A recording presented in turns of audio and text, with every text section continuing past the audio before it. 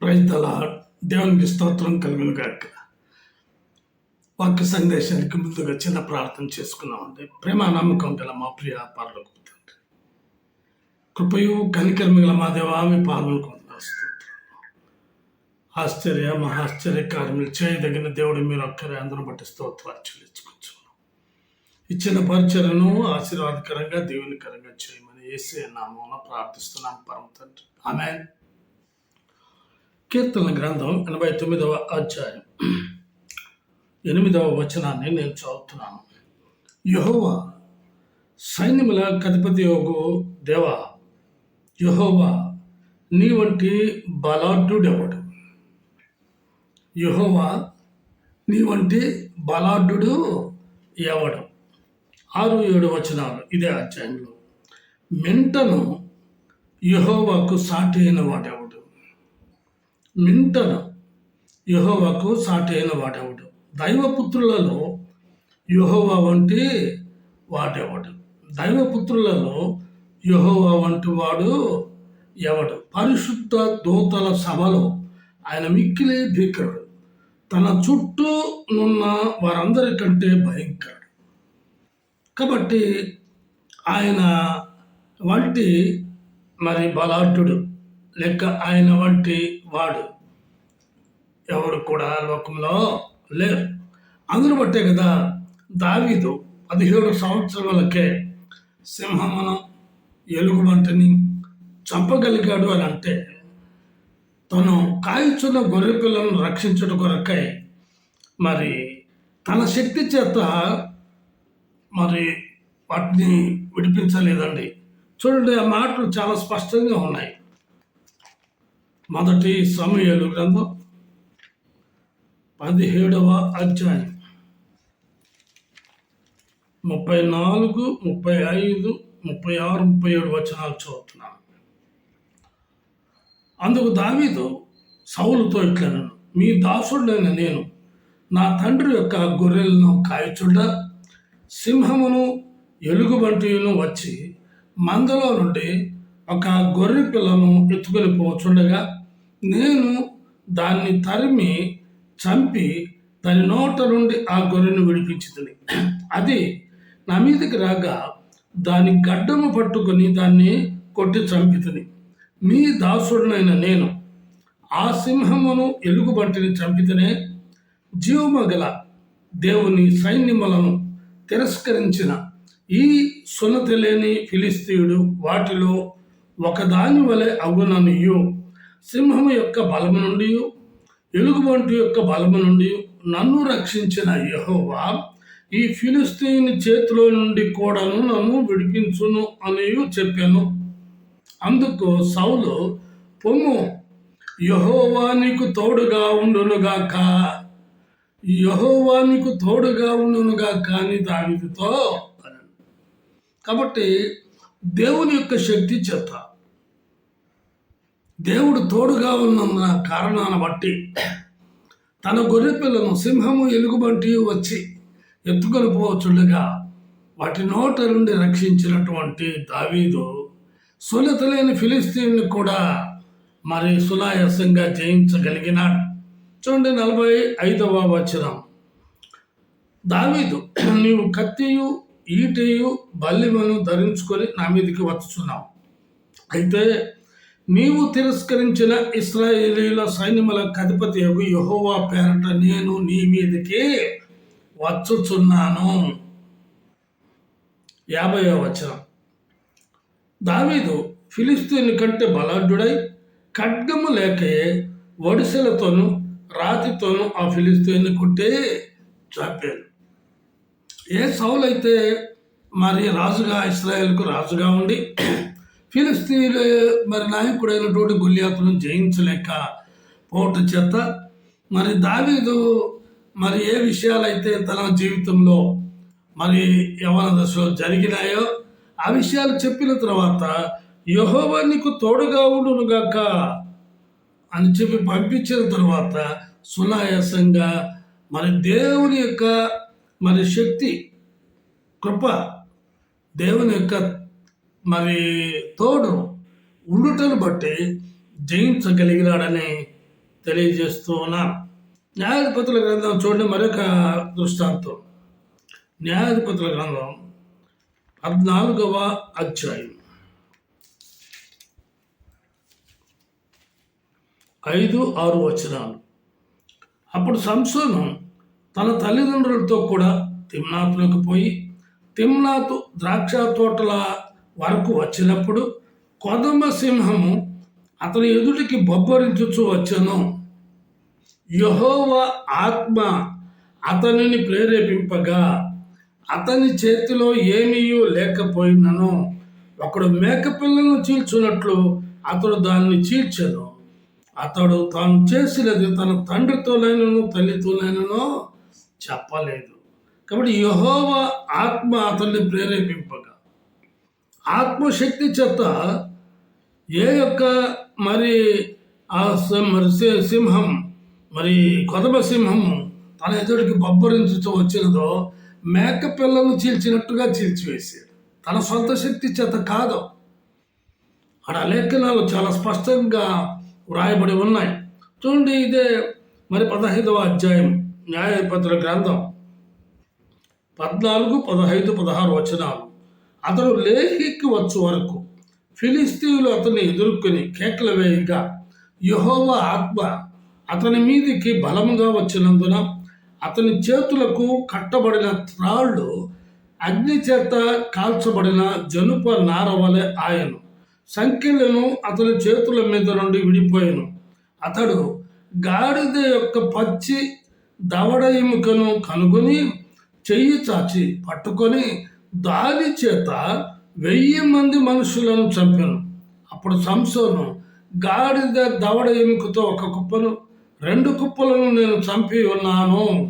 గాడిద దవడ ఎముకతో 1000 మంది నరులను చంపి ఉన్నాను అని అన్ను.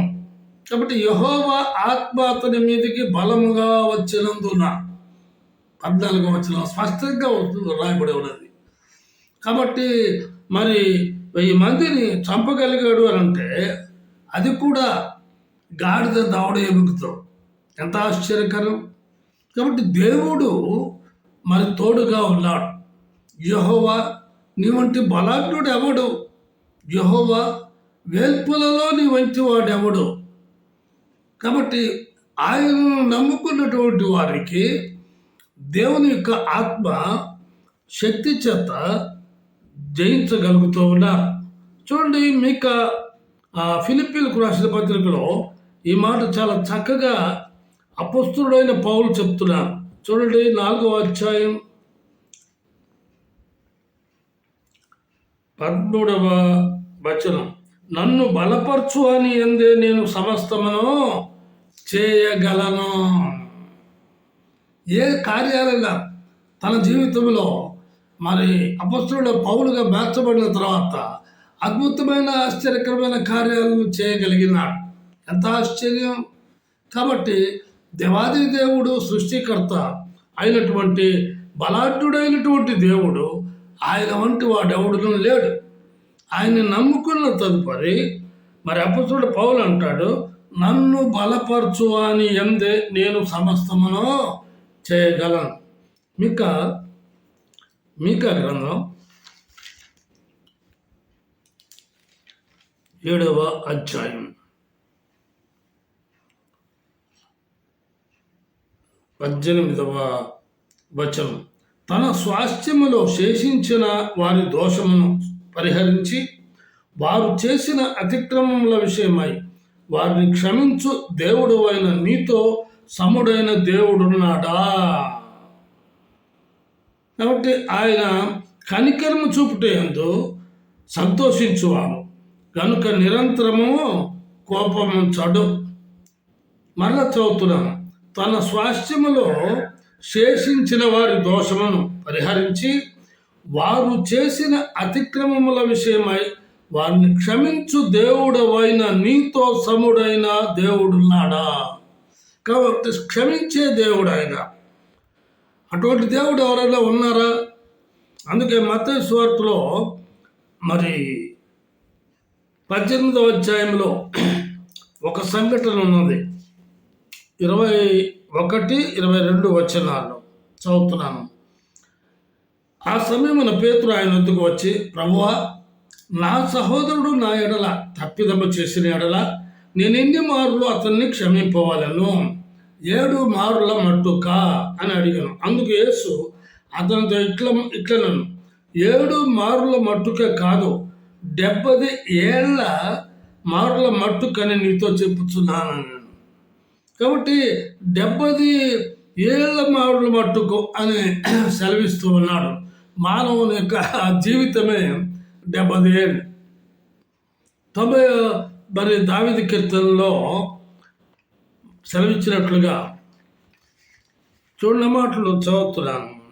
10వ వచనం. ఆయుష్కాలము 70 సంవత్సరములు, అధిక బలమున్న ఎడల 80 సంవత్సరములగును. అయినను వాటి వైభవం ఆయాసమే, దుఃఖమే, త్వరగా గతించును, మేము ఎగిరి పోవదుము. కాబట్టి ఒక వ్యక్తి కానీ ఒక వ్యక్తిరాలను కానీ నీవు జీవించిన సంవత్సరములలో వారిని క్షమించవలనంటే జీవితాంతం వారిని క్షమించాలి అని ప్రభు అయిన యేసు బ్రతికినన్నాళ్ళు నువ్వు వారిని క్షమించాలని స్పష్టంగా తెలియజేస్తున్నాడు. లూకా సువార్త 7వ అధ్యాయంలో గమనించినట్లయినచో 44 నుంచి 48 వచనాలు చదువుతున్నాను. ఆ స్త్రీ వైపు తిరిగి సీమోనుతో ఇట్లనెను, ఈ స్త్రీని చూచుచున్నావే, నేను నీ ఇంటిలోనికి రాగా నీవు నా పాదములకు నీళ్ళేయలేదు, కానీ ఈమె తన కన్యలతో నా పాదములను తడిపి తన తల వెంట్రుకలతో తుడిచెను. నీవు నన్ను ముద్దు పెట్టుకోనలేదు, కానీ నేను లోపలికి వచ్చినప్పటి నుండి ఈమె నా పాదములు ముద్దు పెట్టుకుంటాం మాలా లేదు. నీవు నూనెతో నా తల అంటలేదు, కానీ ఈమె నా పాదములకు అత్తరు పూసెను. ఆమె విస్తారముగా ప్రేమించను గనుక ఆమె యొక్క విస్తార పాపములు క్షమింపబడని నీతో చెప్పుచున్నాను. ఎవరికి కొంచెముగా క్షమింపబడును వాడు కొంచెముగా ప్రేమించుతున్నానని చెప్పి నీ పాపములు క్షమింపబడి ఉండవని ఆమెతో అనను. కాబట్టి దేవాది దేవుడు, సృష్టికర్త అయినటువంటి దేవుడు, కుమారుడైన యేసుక్రీస్తు ప్రభువుకు కూడా అట్టి అధికారము కలిగి ఉన్నది కనుక ఆయన పాపములను క్షమించగలిగే దేవుడు ఆయన. కాబట్టి ఆయన వంటి బలాఢ్యుడు ఎవడు, ఆయన వంటి వేల్పులలో ఆయన వంటి వాడెవడు, మరి క్షమించు దేవుడు అయిన నీతో సముడైన దేవుడు ఉన్నాడా లోకంలో? ఒక మరి సంఘటనను మరి చెప్పి నేను ముగిస్తాను. ఇర్మియా గ్రంథం 10వ అధ్యాయం 7వ వచనం, జనములకు రాజా నీకు భయపడిన వాడెవడు? జనములకు రాజు ఎవరు? యెహోవా దేవుడు. జనముల జ్ఞానులందరిలోనూ వారి రాజ్యములన్నిటిలోనూ నీ వంటి వాడెవడను లేడు గనుక నరులు నీకు భయపడుట అనుగుణ్యం. నరులు సృష్టికర్తకు భయపడాలి, లోబడాలి, విధేయత కలిగి జీవించాలి. అప్పుడే ఆయన్ని నమ్ముకోవాలి, ఆయనను విశ్వాసం ఉంచాలి.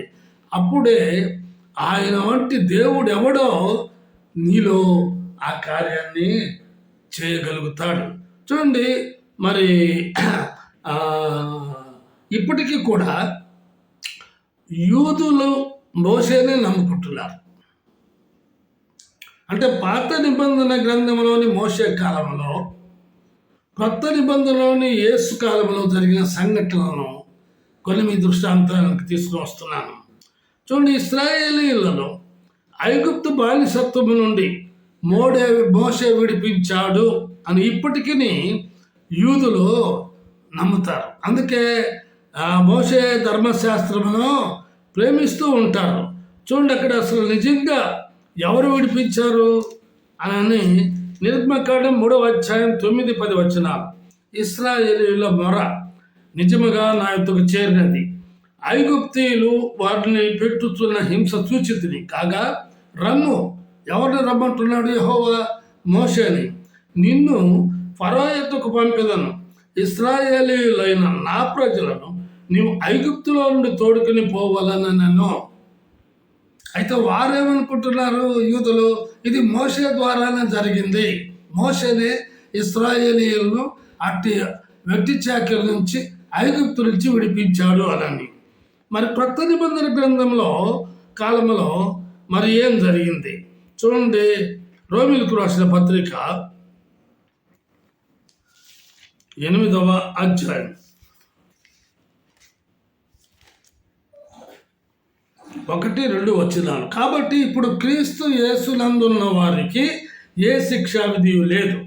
క్రీస్తు యేసునందు జీవమునిచ్చు ఆత్మ యొక్క నియమము పాప మరణముల నుండి నియమము నుండి నన్ను విడిపించును. ఎట్లనగా ధర్మశాస్త్రము దేనిని చేయజాలకపోయినో దానిని దేవుడు చేశాను. పాత నిబంధన కాలంలో మోషే కాలంలో ఇశ్రాయేలీయులకు ఎర్ర సముద్రము దాటడమే తెలుసు. మోషే కాలంలో ఇశ్రాయేలుకు ఎర్ర సముద్రము దాటడమే తెలుసు. చూడండి, నిర్గమకాండం 14వ అధ్యాయం 29-30 వచనాలు. అయితే ఇశ్రాయేలీయులు 6 నెలలు సముద్రము మధ్యన ఉన్నప్పుడు ఆ నీళ్లు వారి కుడి ఎడమల ప్రక్కలను గోడవల ఉండను. ఆ దినమున యెహోవా ఐగుప్తీయుల చేతిలో నుండి ఇశ్రాయేలీయులను రక్షించెను. అయితే కొత్త నిబంధన కాలంలో మరి యేసు కొత్త నిబంధనలోని యేసు కాలంలో చూడండి, 1 తిమోతి రాసిన పత్రిక, అపొస్తలుడు పౌలు రాసిన 1 తిమోతి రాసిన పత్రిక 2వ అధ్యాయం 5-6 వచనాలు. దేవుడు ఒక్కడే, దేవునికి నరులకును మధ్యవర్తి ఒక్కడే, ఆయన క్రీస్తు యేసును నరుడు. ఈయన అందరి కొరకు విమోచన క్రయధనముగా తను తానే సమర్పించుకొనెను. మోషే మరి ఆ పాత నిబంధన కాలంలో మోషే ఆజ్ఞాపించిన గొర్రెపిల్ల రక్తమే ఇశ్రాయేలుకు తెలుసు, యూదులకు, అనగా అది పస్కా బలి. చూడండి, నిర్గమకాండం 12వ అధ్యాయం 13-14 వచనాలు. మీరున్న ఇండ్ల మీద ఆ రక్తము మీకు గుర్తుగా ఉండను. నేను ఆ రక్తమును చూచి మిమ్మల్ని నశింప చేయక దాటిపోయేదను. నేను ఐగుప్తు దేశమును పాడు చేయుచుండగా మిమ్ము సంహరించుటకు తెగులు మీ మీదికి రాదు. కాబట్టి ఈ దినమున మీకు జ్ఞాపకార్థమైనదగును. మీరు యెహోవాకు పండుగగా దాన్ని ఆచరింపవలెను. తరతరములకు నిత్యమైన కట్టడిగా దానిని ఆచరింపవలెను. మరి కొత్త నిబంధనలోని యేసు కాలంలో ఏం జరిగింది? యోహాను రాసినటువంటి 1 పత్రిక 1 అధ్యాయం 7వ వచనం. అయితే ఆయన వెలుగులో నున్న ప్రకారం మనమును వెలుగులో నడిచిన ఎడల మనము అన్యోన్య సహవాసము గలవారమై ఉందము. అప్పుడు ఆయన కుమారుడైన యేసు రక్తము ప్రతి పాపము నుండి మనలను పవిత్రులనుగా చేయను. పాత నిబంధన గ్రంథములో నీతి ధర్మశాస్త్రం ద్వారా తెలియపరచబడింది. అయితే కొత్త నిబంధనలోని యేసు కాలంలో యోహాను మరి రాసినటువంటి సువార్త, యోహాను సువార్త 1 అధ్యాయం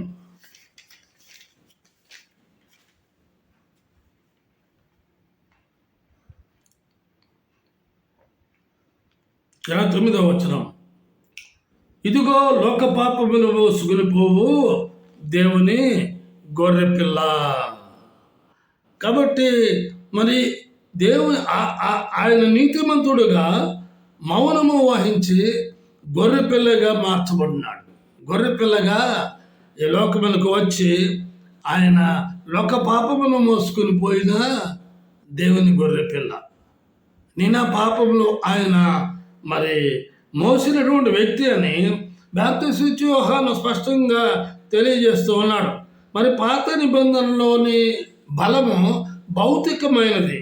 అందుకే కదా మనము ఇందాక చదువుకున్న మా ఆయుష్కాలం 70 సంవత్సరములు, అధిక బలమున్న ఎడల 80 సంవత్సరములు అయినను మరి మాకు ఆయాసము, దుఃఖం.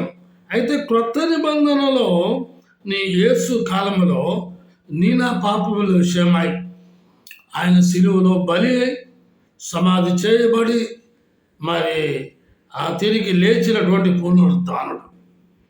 అట్టి నిరీక్షణను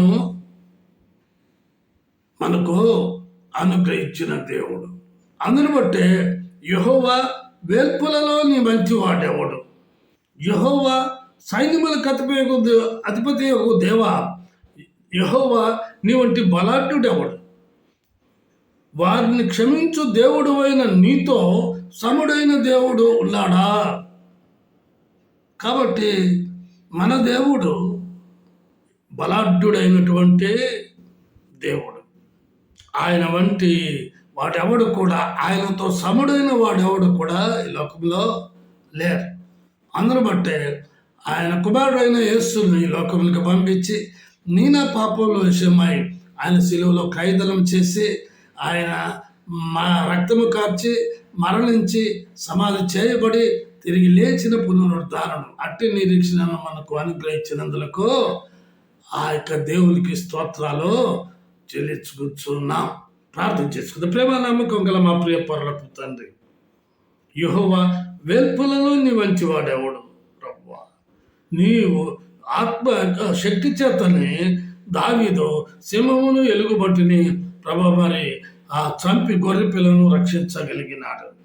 అదే సమయంలో నా ప్రభువ మరి సౌలు ఆ ఇశ్రాయేల్ పక్షము వహించి ఫిలిస్తీయుడైన గొలియాతును జయించలేక ప్రభు మరి దావీదు మరి తో కూడా చెప్పినటువంటి మాట, ఈ పొమ్ము యెహోవానికి తోడుగా ఉండును గాక అని సెలవిచ్చాడు.